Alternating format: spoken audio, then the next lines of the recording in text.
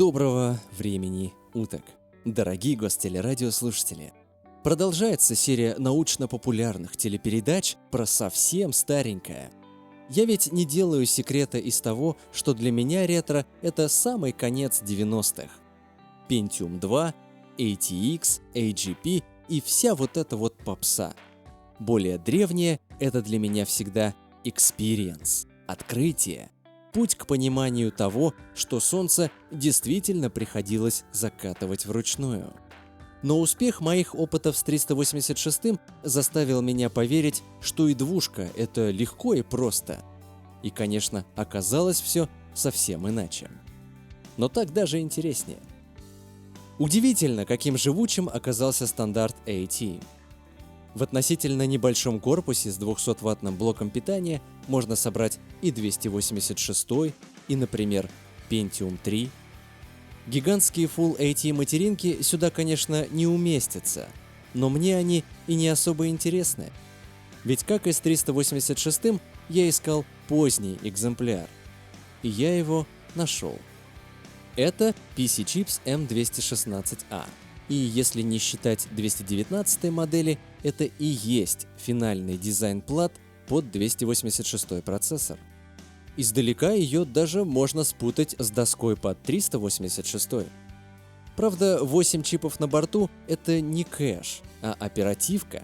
Целый мегабайт в 70 наносекундных микросхемах. Сюда можно поставить и современные, в кавычках, модули SIM30 до 16 мегабайт. А что касается процессора, то на моем канале это уже 5-й производитель x86 чипов. Компания Harris. Стандартный ретро-пекарь знает эту компанию, как раз таки по быстрым 20 и 25 мегагерцовым двушкам. Но вообще-то она была образована еще в 1967 году и называлась тогда Datacraft Corporation. Занималась мини-компьютерами. Мини – это те, которые все-таки умещаются в одну комнату, то есть размером с хорошую югославскую стенку. Есть на плате и сокет для сопроцессора, причем это олдскульная 40-ножка, последний из подобных разъемов на x86 материнках.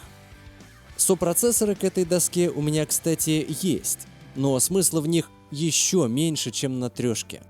Если там можно хоть по приколу запустить Quake или аудиоплееры, то здесь ничего этого не будет. Потому что перед нами процессор, несовместимый с 386 и его моделью работы с оперативкой. Чипсет скрыт под наклейкой с ничего не значащим обозначением чип 1. И не уверен, что Япония вообще была в курсе, что производила эти чипы. Или хотя бы наклейки для них. На доске также установлен BIOS, клавиатурник и часы.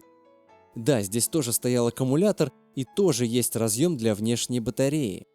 Я уже приготовился использовать его по назначению, как вдруг обнаружил, что все настройки сохраняются в энергонезависимой памяти. Вот так. Невероятные приключения батарейки BIOS закончились тем, что она здесь вообще не нужна. В целом хочется отметить аккуратный и логичный дизайн этой доски, нетипичное шероховатое покрытие и то, что M216 и M789 из выпуска про процессоры VIA – это действительно одна и та же линейка продуктов PC Chips. Пора запускаться. Будучи клоном оригинального PC-IT, эта доска принимает самые обычные AT-шные клавиатуры, либо PS пополам через переходник. Видеокартой побудет все тот же Cirrus Logic 5420 с 512 килобайтами видеопамяти. Не так давно ко мне в руки попала пара более крутых изящных карточек, но здесь им делать нечего. BIOS имеет копирайт 91 года и объем все те же 64 килобайта, что и на трешечной доске. На этом сходство заканчивается. Здесь нет тонких настроек оперативки или шины, нет автоопределения параметров харда, а при включении теневых секторов для системного и видео BIOS материнка на всякий случай резервирует 384 килобайта. для платформы с типичным объемом памяти в 1 метр это непростительно. Отключать теневые сектора значит провалить скорость работы еще ниже. Такое себе начало, думал я, ожидая запуска этого компа с дискеты. А запуск все не наступал. Я успел поменять привод, шлейф, мультикарту и слот, в который она воткнута, прежде чем сообразил, в чем дело. Загрузочная дискета, созданная в 98-й винде, здесь не прокатит. Спасет только DOS 6.22. Ну что ж, разобрались, DOS грузится, можно выдохнуть, можно уверенно двигаться дальше, прямо в следующий тупик. Потому что 16 мегабайт оперативки, к сожалению, остались на бумаге. Я попробовал абсолютно все модули, которые у меня были, начиная с древних 9-чиповых и заканчивая модными новодельными на черном текстолите. Ничего, никакие комбинации перемычек не помогли. Где-то в этот момент я засомневался, что серия вообще выйдет. Но время на полэпизода уже потрачено, отступать некуда. Так мой 286 получил 4 мегабайта симов. Тоже не самая типичная конфигурация. И сегодня мы посмотрим, что нового принес бы пользователю такой объем. Впрочем, стремительно перейти к тестам мне не удалось, потому что я с оптимизмом взялся за MFM-ный хард, который уже много лет ждет своей очереди, и лучше бы подождал еще. Этот хард достался моему другу вместе с XT-шкой году в 99-м. Там стоял DOS, что-то Нортона подобное и даже какие-то игры. Где-то через год XT-шка благополучно умерла, а мне достался этот самый хард вместе со шлейфами и контроллером Western Digital 1002. Контроллер и стал первой заморочкой на пути к этому 20-мегабайтному ретро-счастью. Ни двушка, ни трешка с установленным WD-1002 даже биосом не пищит. Дело в том, что девайс 1987 года нашей эры заточен исключительно на работу с компьютерами PC XT. На АТ-шке он работать не сможет в принципе. И если вы сейчас решили, что информация об этом на нем написана или в явном виде упомянута в мануале, то нет, это уже не оптимизм, а просто наивняк.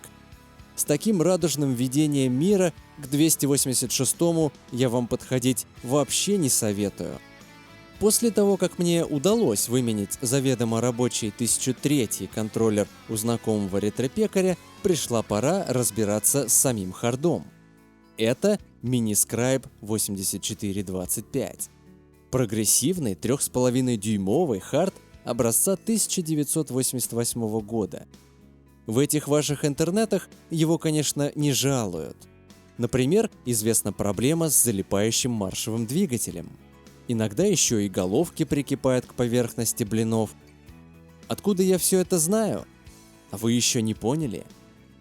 В общем, изящно запустив хард с отвертки, я столкнулся с тем, что ни с какими перемычками на контроллере и ни с какими настройками биоса хард не виден. Контроллер вроде бы работает, пытается достучаться до харда, но в ответ только раздраженный треск.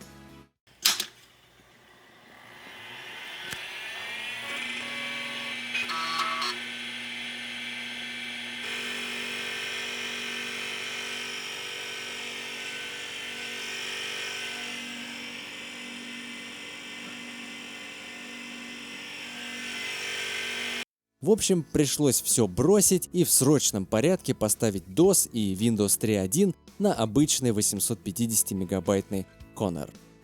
Нет, проблемы на этом, конечно, не закончились, но в этот момент передо мной все-таки стояла полностью функциональная двушка, готовая к любым тестам.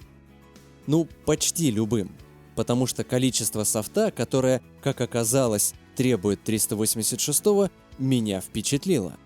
Об этом не задумываешься на каком-нибудь пеньке или даже на грустной трешке без сопроцессора, но с 286-м ты сразу оказываешься в компьютерном средневековье. Раз уж я повторно обмолвился о сопроцессорах, давайте-ка на них взглянем. Это обычный интеловский 287, 10 МГц. А это поздний 2C87 от компании IIT, 8 МГц. Ну, во-первых, почему такие странные низкие частоты? Потому что эти чипы, как правило, работали на половине частоты процессора, а иногда и на трети частоты. При этом утверждать, в каких режимах запустятся эти экземпляры на этой платформе, я вообще не берусь. В интернетах слишком много конфликтующей информации, ну а в софте они оба видны как 14-мегагерцовые. При этом IIT 2087 вообще по идее совместим с 387 по набору команд, а интеловский чип — это действительно 287 без приправ. Короче, в тестах они и будут, но особо многого не ждите, ни в плане производительности, ни в плане информативности тестов. Что касается самих бенчей, героически прогнать пакет от Фила и на том успокоиться — это, как вы понимаете, не мой формат. До половины из них и не запустится на 286-м, поэтому из недр интернета я извлек Checkit, NSSI и целый набор тестилок в архиве под названием BenchXT. Конечно, многое в нем пересекается со знаменитым уже DOS-бенчем, но далеко не все. Среди тестов, которые не попали в подборку Phil's Computer Lab, есть и откровенно неудачные, как бенчи от журналов Byte и PC Magazine, и просто слишком глубокие и ненужные обычному юзеру, типа PC Bench, и даже такие, про которые не знаешь, что и сказать. Бенчмарк под названием Benchmark? Серьезно? В общем, из BenchXT я взял Dr. Hard и еще спид-тест, который выдает результат в попугаях. В попугаях, друзья мои. Встречается там и совсем дикая дичь, типа Power Meter, углубляться в который я не буду. Поиграйтесь сами, если так интересно. Помимо всего этого, в пакетах типа BenchXT можно найти много информационного, диагностического софта. Зачем? Затем, что настройка такого компа задача нетривиальная, особенно в части прерываний или выделения оперативной памяти. А каждый раз дергать дебаг не станет, наверное, даже самый бородатый юзер из 90-х. Начнем по традиции с синтетики. Смотрите, какие неожиданные цифры. На одинаковой частоте 286 действительно серьезный соперник 386-му SX, но при этом наличие сопроцессора уменьшает производительность. Конечно, ни сегодняшний герой, ни даже топовый 25-мегагерцовый чип не догонят SX40, но попытка, как говорят в интернетах, засчитана. Абсолютно идентичная картина и в кабинете доктора Харда, по крайней мере в процессорном тесте. Придется признать, что ядро 286-го в самом простом, реальном режиме невероятно эффективно. Об этом говорилось много где, например, на легендарном Red Hill'е, но я, как и многие, наверное, до сих пор относился к этому скептически. А вот с FPU у нашего доктора какие-то странности. Оригинальный Intel 287 он за сопроцессор вообще не считает, тогда как IIT показывает 7-кратное преимущество. А еще доктор Хард умеет замерять пропускную способность памяти. Что там за алгоритм и насколько это достоверно, в общем-то даже не важно. Главное тестировать в одинаковых условиях. Кстати, во всех этих системах стоят 70-наносекундные модули. Вот только 10-мегагерцовая двушка едва вывозит 3 мегабайта в секунду, тогда как SX40 почти дотянулся до 13. И, кстати, на равных частотах преимущества у 286 больше нет. Ну разве что вы поставите ему в пару сопроцессор от IIT. Тогда вы получите прирост около полмегабайта в секунду. И если он сохранится в реальных приложениях, то мы получим первую сегодняшнюю мини-сенсацию. NSSI – занимательная тестилка с интерактивной таблицей результатов. И если в моих графиках 386 SX40 – это безоговорочный победитель, то среди результатов, заложенных в эту софтину, он всего лишь претендент где-то между DX25 и DX33. А хотите увидеть на моем канале более жирную трешку? Жду ваших 32-битных комментариев. Что же касается сегодняшних героев, 286 снова проиграл. И на этот раз прилично. Сопроцессор что-то там добавляет, но это буквально погрешности. Причем оба чипа дали одинаковую прибавку. В тесте непосредственно FPU двушки в целом выступили пободрее. На равных частотах это плюс-минус 386 SX. Есть очевидный прирост и от установки математических чипов, в чем никто и не сомневался. Вот только масштаб как-то не поражает. Даже не двухкратная разница в специфическом FPU-шном тесте. Top-Bench, известный по пакету Phil's Computer Lab, отдает явное предпочтение 286-му. Это еще не борьба за лидерство в тесте, но результаты впечатляют. Старые 20 МГц работают почти как новые 40. Landmark тоже любит двушку, но это совсем деревянный тест, и влияния FPU тут вообще нет. А я уж собрался делать вывод, что хоть какой-нибудь сопроцессор на этой платформе обязателен. Checkit, в общем, тоже предпочитает 286 и лучше с сопроцессором. Одинаковые результаты с Intel и с продвинутым чипом от Integrated Information Technology говорят о том, что здесь не используются возможности более нового чипа. Впрочем, это всего лишь процессорный тест, а вот в бенче с плавающей точкой творится самый настоящий ядерный капец. Интересно, хоть кто-то из производителей реального рабочего софта в те годы смог выжать такой же результат из математического чипа? 10-кратное преимущество перед 386-м SX на одинаковой частоте. Это вообще как? Это легально? Обычный 287 здесь, кстати, тоже не теряется. Такая сборка, по мнению программистов Checkit, будет втрое быстрее SX40 без сопроцессора. Есть в этом пакете и тесты видеовывода, и 286-20 в нем все еще быстрее SX20. Выглядит обнадеживающе и слегка шокирующе. Ну что ж, значит, это вполне игровая машинка для 92-го года. Главное не растерять это преимущество по дороге к реальным играм. В 3D Reality двушка все еще бодряком и все еще показывает повышенные результаты при наличии FPU. А ведь это самый что ни на есть типичный 3D рендеринг начала 90-х. Получается, бюджетный 386 в играх не просто не нужен, но и вреден. Абсурд? Да, но не совсем. Расскажу после тестов. 3D Space — это уже практически готовый шутер. Правда, без игрока, да и без врагов. Но бенч полноценный, и результаты его сходятся с предыдущими. Хочешь играть — бери 286 и не парься. Ну а единственный игровой тест на сегодня — это Wolf 3D. С помощью одной новодельной надстройки игру 92 года научили показывать средний FPS на коротком демо-прогоне. Правда, встречает нас уже поднадоевшая картинка, и даже отрывы не изменились по сравнению с синтетикой. Что касается самих цифр, это не 60 кадров, конечно, но вообще при 12 FPS хардкорный геймер из 90-х просто не поймет, о каких тормозах вы ему втираете.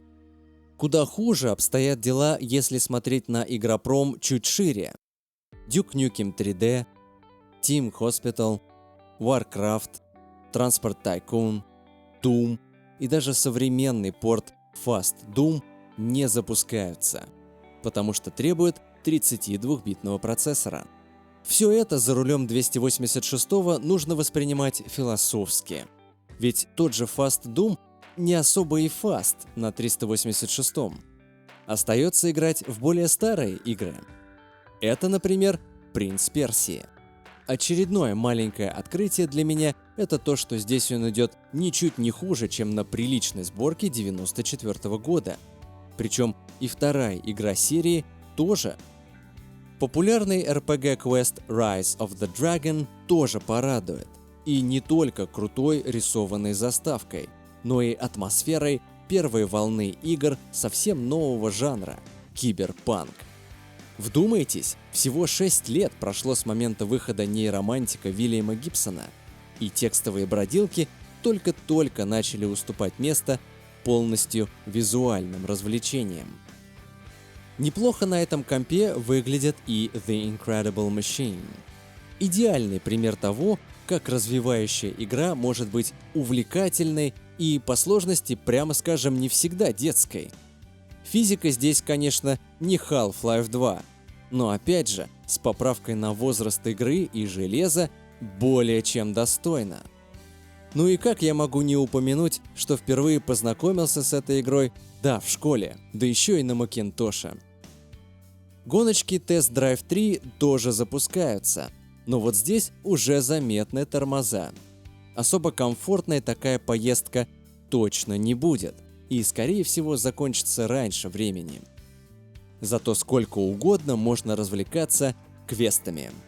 Например, Space Quest 4. Уже 3 десятилетия остается фантастически удачным образцом красивого, юморного и увлекательного квеста с нетривиальными задачами. А ведь это Sierra, и у нее есть еще. Все их я, конечно, не пробовал.